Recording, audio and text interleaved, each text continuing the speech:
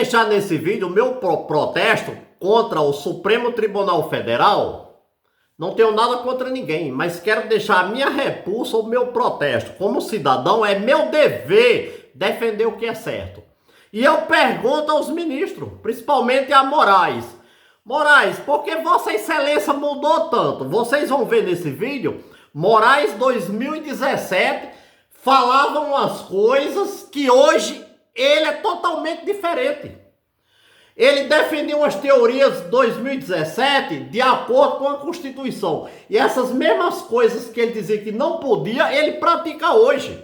Ele dizia em 2017 que quem fizesse tal coisas era coisas de ditadores. E ele pratica hoje, Moraes. Vossa Excelência pratica hoje. E eu, como cidadão, pergunto: Vossa Excelência é um ditador? O que fez Vossa Excelência mudar?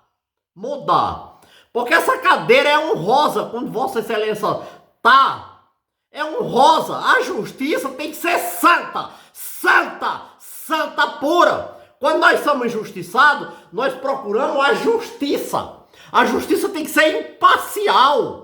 Não pode ser justiça de Lula, nem de Bolsonaro, nem de Carla Zambelli, nem de criminosos, nem de bandido. Mas a justiça é a coisa de Deus, é coisa para julgar. Uma balança é o símbolo da justiça.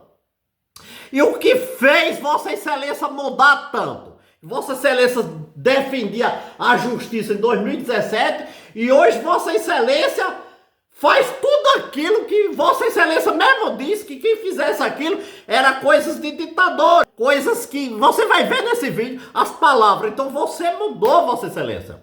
2017, você vai ver o que você disse nesse vídeo. E agora você pratica tudo aquilo que você repudiou. É minha pergunta de cidadão.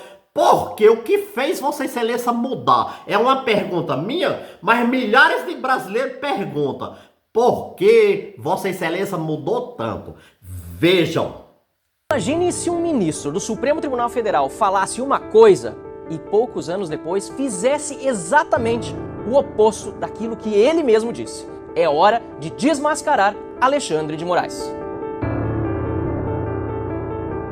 Desde até antes da Constituição do Império de 1824, o sentido usual da imunidade parlamentar processual em relação à prisão é claro: somente permitir o afastamento do parlamentar do exercício de seu mandato conferido pelo povo em uma única hipótese: prisão em flagrante delito por crime inafiançável.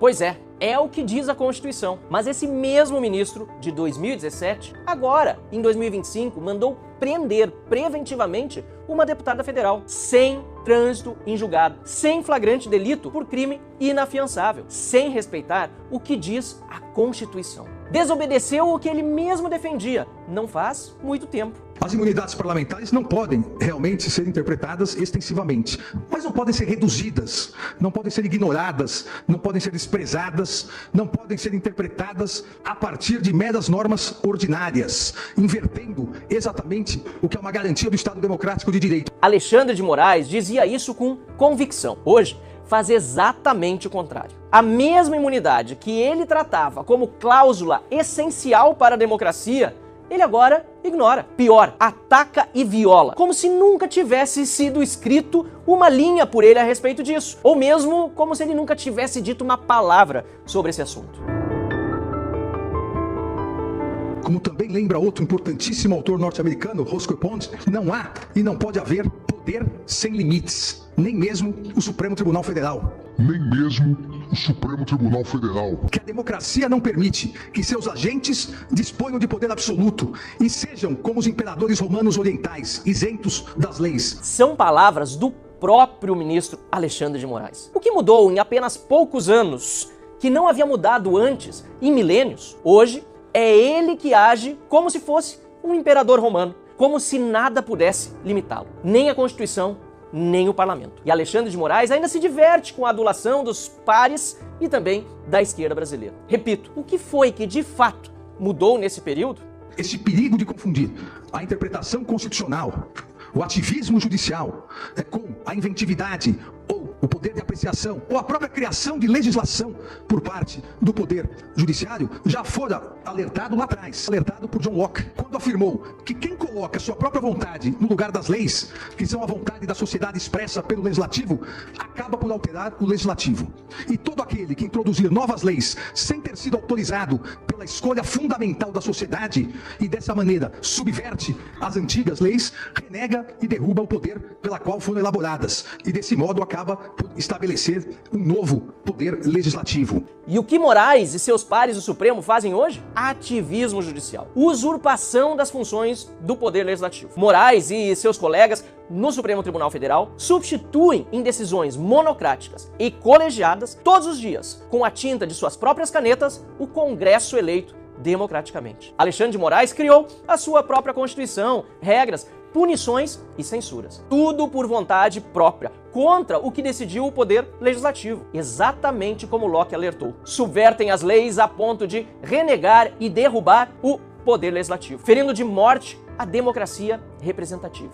O objetivo da separação de poderes não é evitar atrito, mas garantir o povo contra a autocracia, por meio de atrito inevitável, isso sim, resultante da distribuição dos poderes governamentais entre 3 departamentos, legislativo, executivo e judiciário.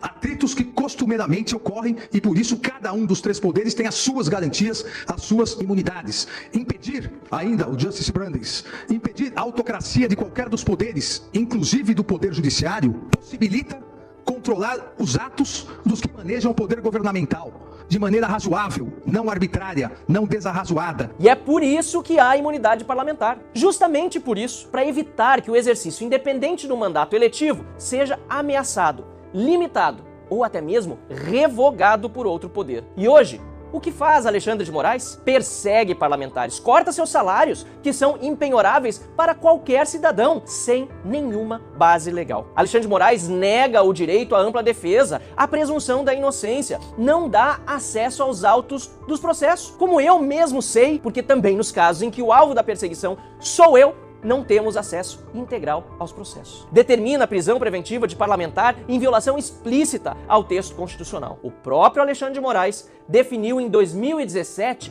o que é abuso, o que é autocracia do poder judiciário, o que é ser arbitrário e desarrazoado. Agora, em 2025, ele pratica toda a violência institucional que ele mesmo definiu e que veementemente havia criticado lá em 2017. Só em 37 e 69, as imunidades parlamentares foram diminuídas, o que mostra que a diminuição de imunidades parlamentares se faz em momentos de exceção, de ditaduras, de tiranias. A fortaleza da democracia também é a fortaleza do poder legislativo. Ou seja, para o Alexandre de Moraes de 2017, o Alexandre de Moraes de 2025 é um ditador? Um tirano? A pergunta, obviamente, é retórica. Não resta dúvida de que sim, estamos hoje em um estado de exceção. O que estamos vendo hoje é exatamente aquilo que o próprio Alexandre de Moraes descreveu como autoritarismo em 2017. A diferença é que agora ele é, de fato, o ditador. Basta perguntar a opinião de Alexandre de Moraes lá em 2017.